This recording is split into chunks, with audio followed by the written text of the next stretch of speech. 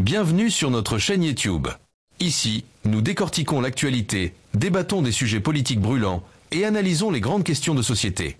Si vous cherchez un espace où les idées s'affrontent et où l'information est au cœur des discussions, vous êtes au bon endroit. Ne manquez rien. Abonnez-vous et activez la cloche pour recevoir toutes nos analyses, débats et interviews dès leur sortie. Ensemble, enrichissons le débat et façonnons l'avenir. Merci d'être avec nous et n'oubliez pas de partager vos réflexions dans les commentaires. À très bientôt. En compagnie de Maître Ndjifutao Woshawo Aboubekr, Maître Sylvain Senda, Maître Alex Iou, nous sommes revenus du Niger par un vol de la compagnie Ethiopian Airlines. Je voudrais saluer la compagnie Ethiopian Airlines. Elle n'est pas du tout en cause dans ce que je vais dire. Elle-même devrait se considérer comme une victime. Je lui adresserai un courrier pour lui relater les faits vécus. Donc, ce n'est pas la compagnie Ethiopian Airlines qui serait a priori à mettre en cause ici. Ce n'est pas le but de mon intervention. Je vais relater les faits. Et on verra très bien ce qui aurait pu se passer. N'eût été la main du Tout-Puissant, de nos ancêtres angélisés qui veillent sur nous, n'eût été la solidarité et la collégialité du groupe que nous constituions, l'irréparable aurait pu se produire contre votre serviteur dans l'avion du vol retour de Niamey vers Paris via Addis Ababa, en Éthiopie. Surtout dans le tronçon entre Niamey et Addis Ababa. Alors, qu'est-ce qui se passe? Nous nous installons tout naturellement dans l'avion. Nous sommes installés en classe économique de cet avion. Et j'aime beaucoup la classe économique parce qu'elle permet de rencontrer vraiment la diversité, plus facilement la diversité africaine que la classe affaires où on ne rencontre que des gens d'une certaine catégorie socio-économique. Il n'y a aucun doute là-dessus. Donc j'aime beaucoup la classe économique des avions parce qu'elle permet de continuer à échanger sur l'avenir de l'Afrique, à échanger sur les questions sociales, sociétales avec des personnes. Moi, j'aime bien tenir même des petites conférences, des petites conférences débats avec les Africains que je trouve dans les classes économiques des avions. Une fois que l'avion a fini la phase de décollage, vous savez, pendant la phase de décollage, on est astreint à rester sous ceinture. Eh bien, moi, je me lève souvent et je vais chercher des conversations avec les Africains que j'ai reconnus ou qui me reconnaissent, ou même qui ne me reconnaissent pas ou avec lesquels je voudrais échanger dans l'avion. Donc, enfin, nous nous installons dans l'avion, moi à la place qui était prévue sur ma carte d'embarquement et sur d'ailleurs mon billet d'avion. Et mes compagnons, Maître Ndjifutao Woshawo Aboubekr, Maître Sylvain Senda, Maître Alexis Iou s'installent aussi à leurs places respectives. Et nos places étaient un peu éparpillées dans l'avion. Mais nous étions à peu près dans le même compartiment, à une personne près. Je tiens à remarquer aussi que l'avion n'était pas particulièrement plein. La classe économique avait plusieurs places qui étaient vides. Et en général, on attend que le décollage ait eu lieu pour voir si personne ne revendique une place. À ce moment, on peut se déplacer pour changer de place. Mais un manège curieux va se produire après le décollage de l'avion. C'est qu'il y a 4 individus, un noir et 3 blancs, qui se déplacent et qui s'asseyent autour de moi. L'un devant, l'un à gauche, l'un derrière. Et il y avait déjà l'un à ma droite, avec lesquels ils étaient en parfaite osmose. C'est-à-dire qu'ils constituent un carré autour de moi. Et il y a beaucoup d'autres places dans l'avion. Il y a 4 individus qui viennent constituer un carré autour de moi. Personnellement, je n'ai pas commencé par voir ce qu'il y avait de louche dans le fait que ces 4 individus viennent constituer un carré autour de moi alors qu'il y avait des places où ils auraient pu s'asseoir alignés, tous les 4, pour poursuivre leur conversation. Je n'ai pas tout de suite trouvé incongru leur mouvement dans l'espace. Mais heureusement, j'ai été en compagnie de Maître Ndjifutao, qui lui était assis à sa place et regardait la scène, de Maître Senda Sylvain, Maître Alexis Iou, et c'est Maître Ndjifutao Woshawo Aboubekr qui va relever la curiosité de ce manège. et va se rapprocher de moi pour me demander de changer de place par précaution. Le temps qu'on vérifie un peu la nature des individus qui étaient venus s'asseoir en carré autour de moi, alors qu'il y a des places ailleurs. Et qu'eux, ils sont ensemble, pourquoi ils m'encerclent? En fait, au départ, j'ai voulu objecter à mon ami et frère, Maître Abou. Je lui ai dit, mais Abou, pourquoi tu veux que je quitte ma place? Je suis bien ici, je suis bien assis ici.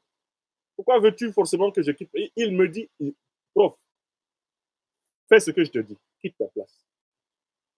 Devant, je quitte la place et je viens vers lui. Et c'est alors qu'il me fait remarquer quelque chose qui m'avait échappé. C'est alors que Maître Abou me fait remarquer quelque chose qui m'avait échappé. Vous savez ce qui m'avait échappé? En fait, deux des individus qui composent le groupe des quatre étaient des individus qui étaient déjà venus s'asseoir près de nous au vol aller. On les avait vus au vol aller. Mais mieux, ces deux individus-là qu'on a vus au vol aller, ils étaient dans notre hôtel à Niamey, toujours à 3-4 mètres de nous, quand on s'assoit au petit déjeuner le matin. Les rares fois que nous avons déjeuné dans notre hôtel à Niamey, ces individus faisaient tout pour se rapprocher d'une manière ou d'une autre de notre table. Deux hommes, eh bien, de faciès européens. Oui. Donc, on s'est rendu compte qu'en fait, ces deux individus, en fait, ce groupe-là nous suivait depuis un moment.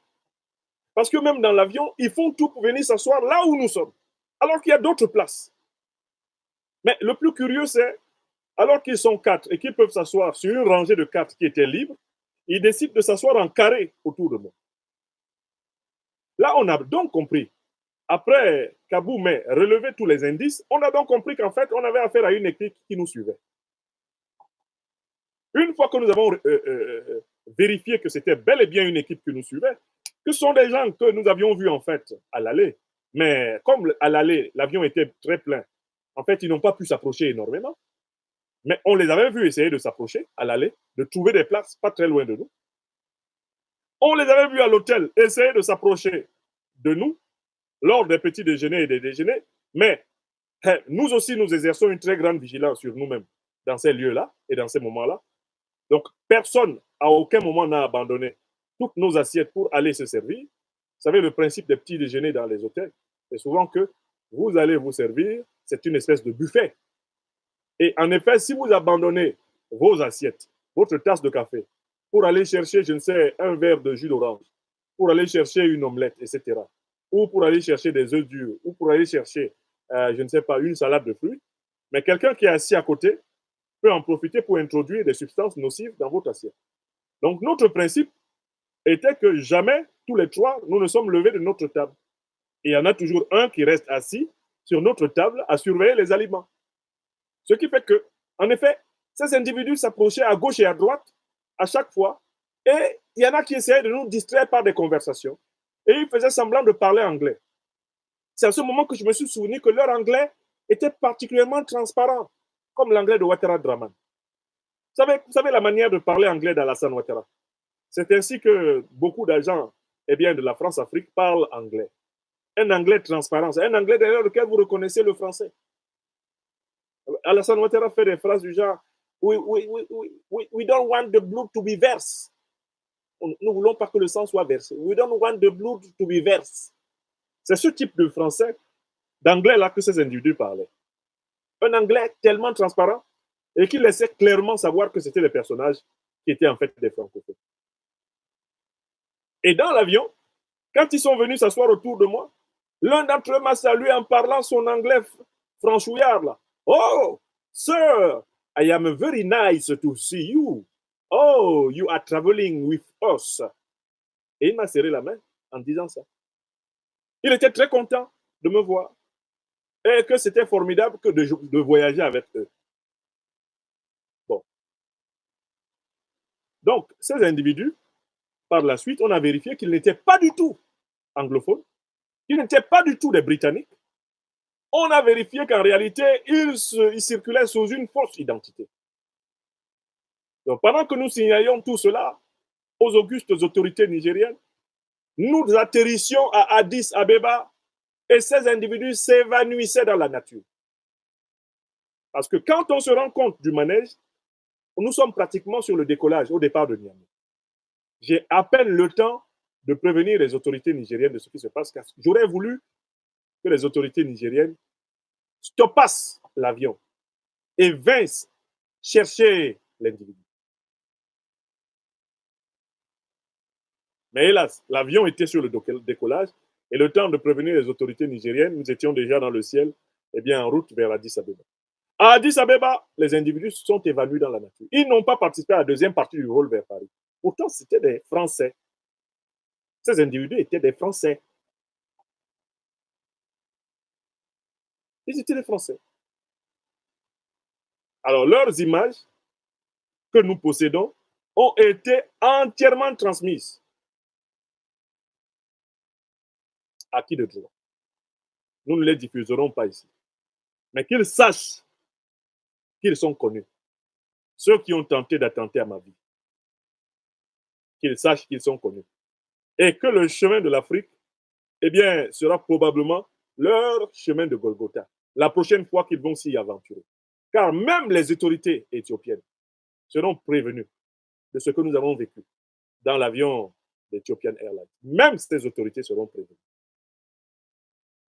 Ce sont des individus qui vont être reconnus dans toute l'Afrique comme dangereux et nocifs pour la paix et la sécurité, pour l'intégrité physique, eh bien, de ceux qui dénoncent le néocolonialisme français et l'impérialisme occidental.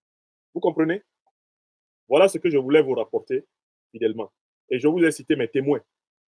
Maître Ndjifutao Woshawa Aboubek, Maître Alexis Hou, Maître Sylvain Senda. La seule chose que je ne ferai pas, c'est que je ne peux pas dévoiler ici les images de ces individus. Je n'en ai ni les moyens, ni le droit. Mais ces individus ont été parfaitement reconnus. Leurs images ont été parfaitement reconstituées. Et qu'ils sachent que le chemin d'Afrique sera pour eux un chemin de Golgotha. S'ils s'aventurent de nouveau dans cette partie de l'Afrique, ils finiront, dans le meilleur des cas, en prison. Ah bon, la leçon qu'il faut tirer de tout ceci, c'est que quand le néocolonialisme et l'impérialisme occidentaux subissent des défaites sur le terrain médiatique, sur le terrain scientifique, sur le terrain intellectuel, sur le terrain moral, il ne leur reste plus que le recours aux éliminations physiques. C'est la vieille ficelle du colonialisme, du néocolonialisme, de l'impérialisme, de tuer les gens en pensant tuer les idées des gens. Mais on ne peut pas tuer les idées en tuant les gens. Vous avez tué Lumumba, mais les Africains se battent toujours pour leur souveraineté. Vous avez tué Oumniobé, mais les Camerounais se battent toujours pour leur souveraineté. Vous avez tué Sankara, les Burkinabés sont en train de se battre pour leur, souveraineté. Vous avez tué Amilcar Cabral, les Bissau-Guinéens sont au combat. Vous avez tué Félix Moumié en l'empoisonnant à Genève. Et là, c'était William Bechtel, un espion de la SDES.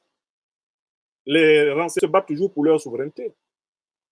Vous avez tué Oumniobé, et les Camerounais se battent toujours pour leur souveraineté. Vous avez tué Sankara, les Burkinabés sont en train de se battre pour leur, souveraineté. Vous avez tué Amilcar Cabral, les Bissau-Guinéens sont au combat. Vous avez tué Félix Moumié en l'empoisonnant à Genève. Et là, c'était William Bechtel, un espion de la SDES, les renseignements généraux français, qui a empoisonné Moumié en novembre 1960 à Genève. Mais les idées de Moumié sont vivantes. Donc voici les gens qui ne changent pas un logiciel éculé, qui pensent qu'en assassinant les Africains, ils peuvent maintenir l'Afrique sous leur joug. Ce qu'ils n'ont pas noté, c'est que nous sommes à l'ère de la révolution numérique et que l'information circule encore plus vite qu'à l'époque de la civilisation Gutenberg, la civilisation de l'imprimerie. Du temps des Lumumba, des Oumniobé, des Amilcar Cabral, les informations circulaient par voie de radio ou par voie de presse écrite, par voie d'imprimerie. Aujourd'hui, l'information circule à la vitesse de la lumière, par voie électronique. Vous ne pourrez pas empêcher les Africains de savoir qu'il est temps de déloger pour toujours toutes les troupes néocoloniales françaises d'Afrique. Vous ne pourrez pas empêcher les Africains de le savoir.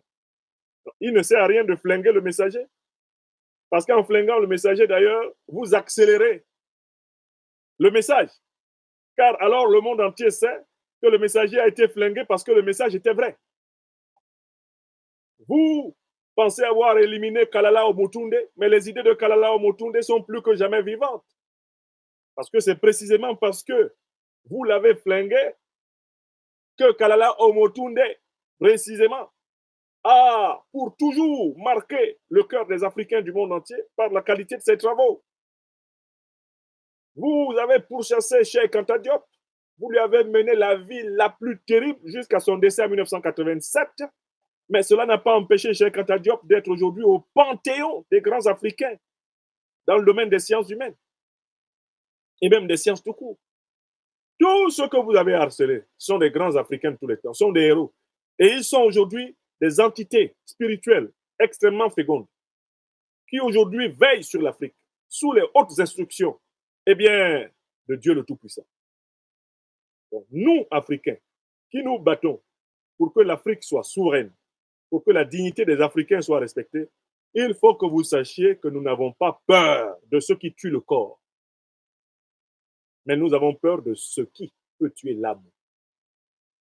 Nous savons la vieille méthode des négriers, des colonialistes et des néocolonialistes, la vieille méthode des impérialistes qui consiste à assassiner ceux qui sont les porteurs des idées qui nuisent à leurs intérêts illégitimes. Mais je tiens à vous rappeler que cette méthode ne va que aggraver l'effondrement de vos intérêts illégitimes. En continuant à nous traquer, en continuant à nous viser, en continuant à chercher à nous atteindre physiquement, vous allez en réalité provoquer la plus grande déflagration contre vos institutions en Afrique. Les Africains savent de plus en plus que ceux qui touchent au moindre cheveu de leurs serviteurs doivent en payer la totalité du prix par tous les moyens nécessaires. Les Africains le savent. Et la loi d'action-réaction va s'appliquer avec fermeté sur le continent africain. Tout ce que je demande, moi, Nyamsi Ouakamoro, aux Africaines et aux Africains, c'est d'être intrépides dans l'exercice de la justice contre ceux qui attentent aux vies des Africains. Intrépides à leur rendre le mal qu'ils font sous la forme d'une sanction.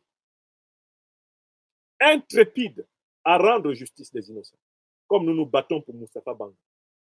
Ainsi, les Africains doivent prendre l'habitude de ne pas laisser éliminer gratuitement les leurs.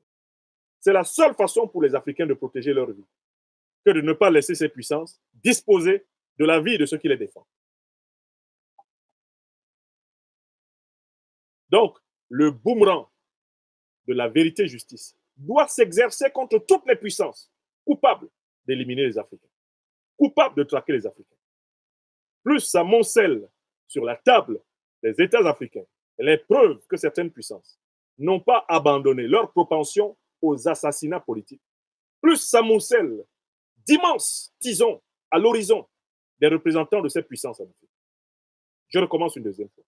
Plus ça moncelle sur la table des autorités panafricanistes africaines les preuves que certaines puissances n'ont pas renoncé à leur propension à assassiner des Africains qui sont incompatibles avec leurs idées illégitimes et injustes. Plus il est clair que des mesures seront prises pour que les contreparties les plus sévères soient infligées aux puissances qui croient pouvoir disposer gratuitement la vie des Africains. Je le dis une troisième fois. Les vies des Africains ne seront plus prises pour du beurre. Ceux qui s'amusent à attenter à nos vies sont en train d'attenter à leur vie. Écrivez ça. Écrivez, Tilana. Et c'est le seul principe dans ce domaine qui fasse respecter l'Afrique dans le monde. C'est le seul principe dans ces matières-là qui puisse faire respecter l'Afrique dans le monde. Vous réglez les désaccords intellectuels et idéologiques par des crimes. Vous allez subir la rigueur des justes Africains éveillés. Écrivez ça. Vous nous comptez et vous envisagez pour nous empêcher de nous exprimer, de nous éliminer. N'oubliez pas qu'une élimination en vaudra d'autres. Les Africains ne sont plus des moutons de Panurge, des moutons du sacrifice. Les vies des Africains ne sont plus à votre disposition. C'est terminé. Et tenez-le-vous pour dit. Ce n'est pas une supplique qui vous est adressée. Faites ce que vous voulez. L'Afrique fera ce qu'elle veut. Et on verra. Eh bien, en fin de compte, on verra qui aura perdu de sa superbe dans, eh bien, ce concours infect. C'est ce que je voulais dire.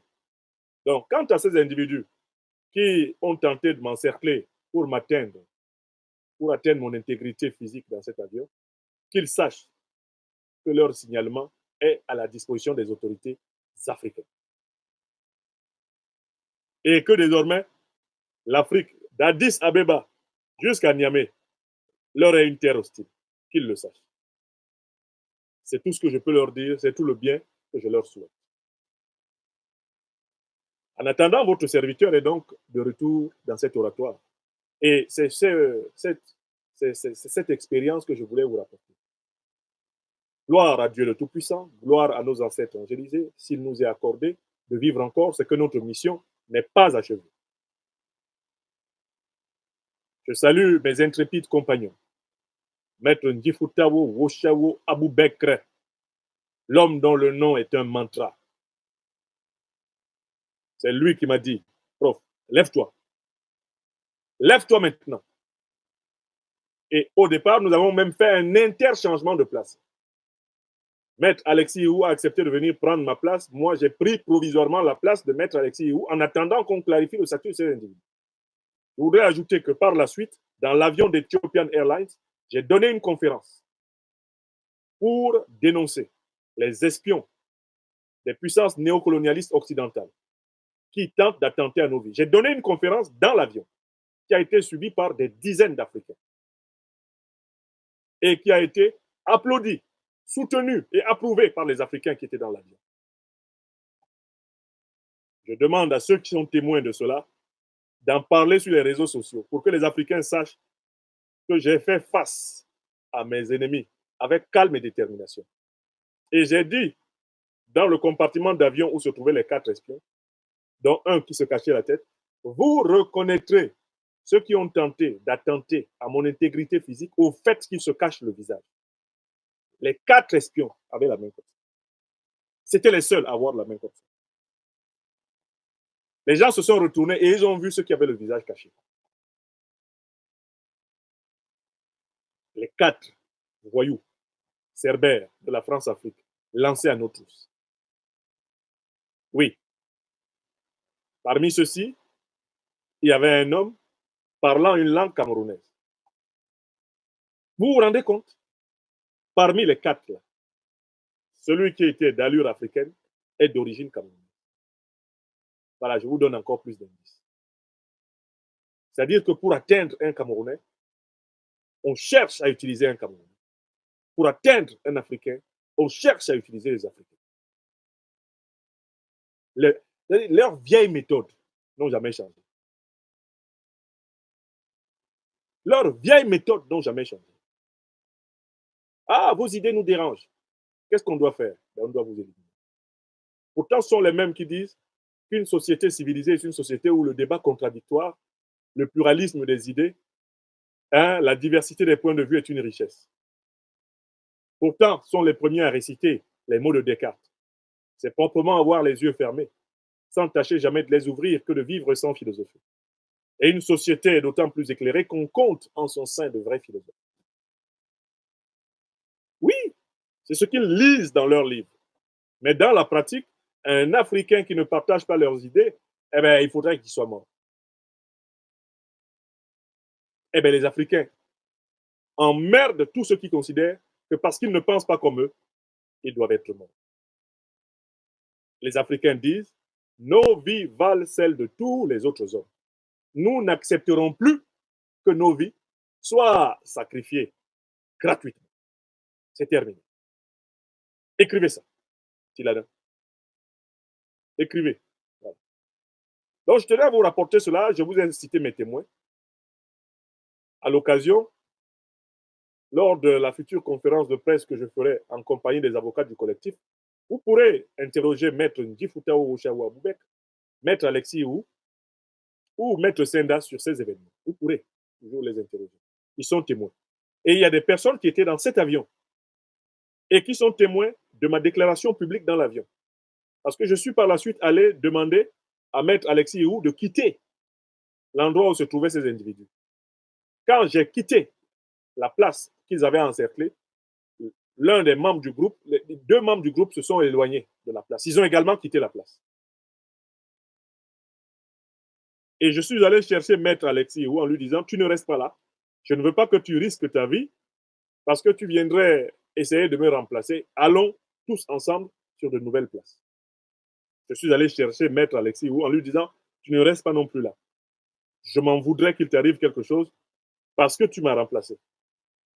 C'est ma responsabilité de chef de délégation de tout faire pour que vous rentriez vivant dans vos foyers. Voilà des choses que nous avons vécues il y a moins de 48 heures. Je tenais à les rapporter ici. Alors, pour dire, bon, d'abord, il n'y a pas de sécurité à 100%.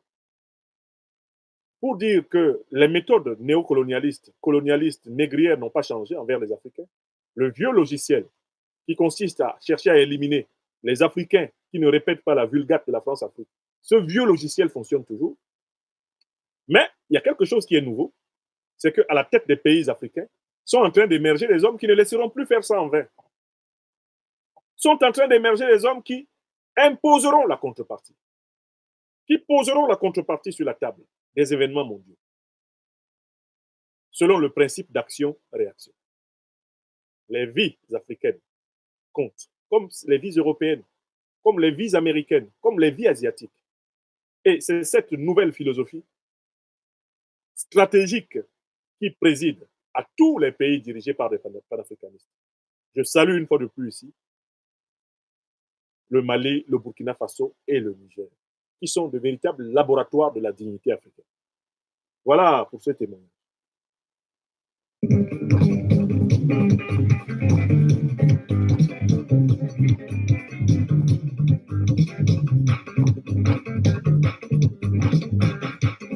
Troisième sujet.